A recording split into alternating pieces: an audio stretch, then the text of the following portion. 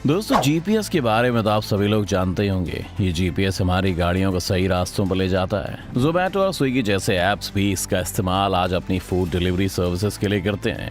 लेकिन जीपीएस के साथ एक परेशानी है कि ये अमेरिका का बनाया हुआ है, जिस वजह से इसका सारा कंट्रोल अमेरिका के पास है और वो जब चाहे इसे भारत में बंद कर सकते हैं। कारगिल वॉर में भी हम जीपीएस और अमेरिका के हाथों बड़ा धोखा खा चुके हैं। लेकिन क्या आप जानते हैं कि भारत के पास भी नाविक के नाम से अपना एक सैटेलाइट सिस्टम है जो जीपीएस से भी ज़्यादा एक्यूरेट है।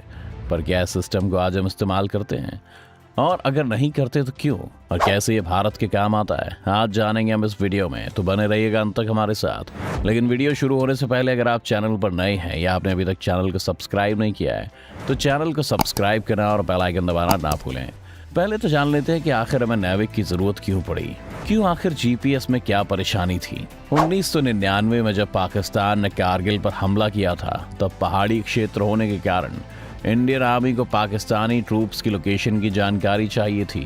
ये भी माना जाता है कि अगर इंडियन आर्मी को इन्फॉर्मेशन मिल जाती तो हम 2.5 महीने चली जंग को सिर्फ 4 से 5 दिनों में ही ख़त्म कर सकते थे। तब इंडिया के पास नाविक नहीं था और हमने अमेरिका से मदद मांगी, लेकिन अमेरिका ने हमें जीपीएस का डेटा इस्तेमाल करने से मना कर दिया। और तब पहली बार भारत को समझ आया कि क्यों खुद का नेविगेशन सिस्टम डेवलप करना इतना ज़रूरी है।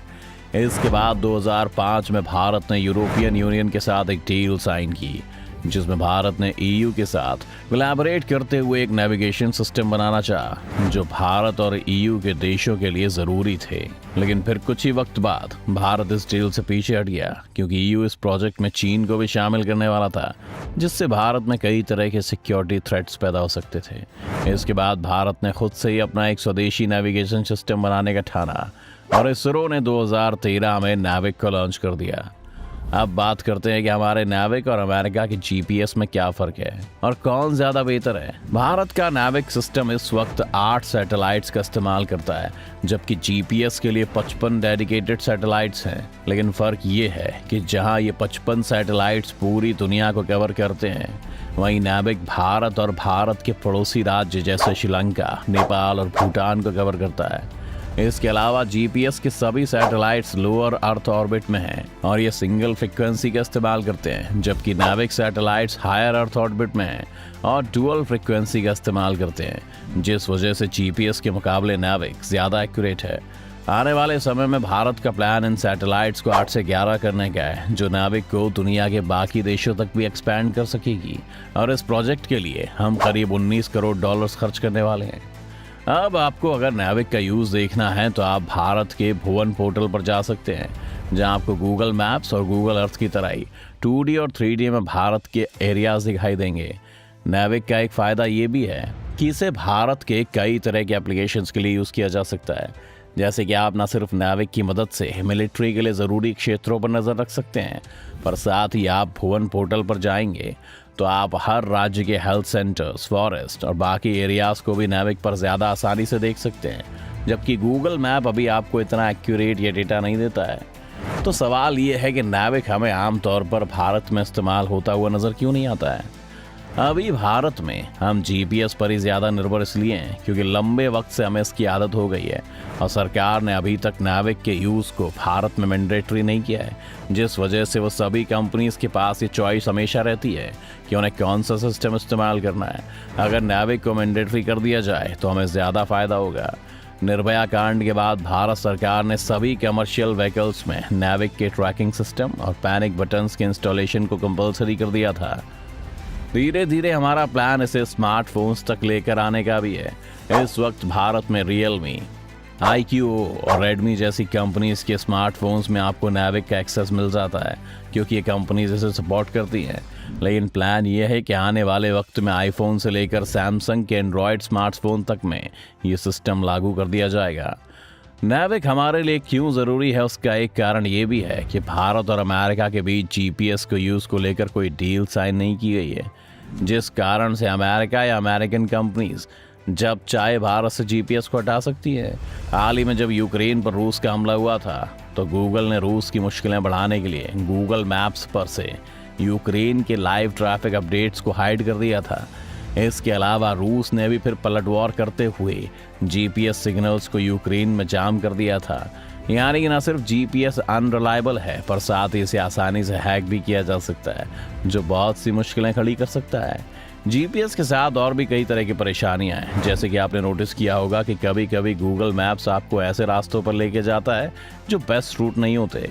कहीं पर वो सड़क बंद हो चुकी होती है, तो कहीं पर वो आपको एक लंबे और खतरनाक रूट पर भेज देता है। 2016 में कैथे पैसिफिक फ्लाइट जो हांगकांग से मनीला जा रही थी, उसका जीपीएस सिस्टम अचानक से काम करना बंद कर गया। वो भी तब जब पायलट लैंड करने की तैयारी में थे। ऐसे में उन्हें कॉकपिट से देखकर ही प्लेन को लैंड करवाना पड़ा, जो कि काफ़ी खतरनाक साबित हो सकता था। जीपीएस के फेल होने के ऐसे कई उदाहरण और भी हैं। इसलिए भारत अब नाविक को ग्लोबली लॉन्च करने की फिराक में है, ताकि इस तरह की दिक्कतें ना आएँ। जैसा कि हमने पहले बताया कि भारत के अलावा श्रीलंका, बांग्लादेश, नेपाल और भूटान को भी नाविक पूरी तरह से कवर करता है। यानी इसका इस्तेमाल यहाँ के कैब ड्राइवर से लेकर फूड डिलीवरी ऐप्स तक कर सकते हैं। बहुत से मिलिट्री वेपन्स जैसे गाइडेड मिसाइल्स को भी सैटेलाइट नेविगेशन की ज़रूरत पड़ती है। भारत नाविक को न सिर्फ अपनी मिलिट्री के लिए बल्कि इन देशों की सुरक्षा के लिए भी इस्तेमाल कर सकता है। नाविक को ग्लोबल लेवल पर ले जाने से भारत को दो मुख्य फायदे हैं। पहला ये कि हमारे पास पृथ्वी के ज़्यादा बड़े एरिया के बारे में एक्यूरेट जानकारी होगी, और दूसरा ये कि नाविक के कारण बहुत से देश भारत के करीब आ जाएंगे। चीन से परेशान साउथ ईस्ट एशिया के देश भी नाविक की मदद से अपने देश की सुरक्षा कर सकते हैं, और चीन के कई सारे इलीगल मिलिट्री बेसिस को एक्सपोज करने का काम भी इससे किया जा सकता है। भारत ही क्यों, हर बड़े शक्तिशाली देश के पास आज अपना खुद का नेविगेशन सिस्टम है। जैसे चीन के पास इस वक्त बाइडू है, रूस के पास ग्लैरनस है, यूरोपियन यूनियन के पास गैलीलियो है और जापान के पास QGSS है। तो ऐसे में भारत भी क्यों पीछे हटे। रूस और चीन बार बार दूसरे देशों के साथ किसी ना किसी कॉन्फ्लिक्ट में रहते हैं, जबकि भारत के साथ ऐसा नहीं है। इस वजह से भी बाकी के देश भारत के नेविगेशन सिस्टम पर स्विच होने के बारे में विचार कर सकते हैं, जो भारत को वर्ल्ड पॉलिटिक्स में सेंटर स्टेज देने का काम करेगा।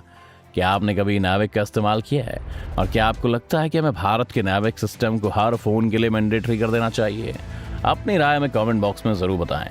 उम्मीद है ये वीडियो देखकर आपको काफ़ी कुछ जानने को मिला होगा। दोस्तों, अगर आपको ये वीडियो पसंद आई हो तो वीडियो को लाइक करें, और अगर आप चैनल पर नए हैं, आपने अभी तक चैनल को सब्सक्राइब नहीं किया है, तो चैनल को सब्सक्राइब करना और बेल आइकन दबाना ना भूलें।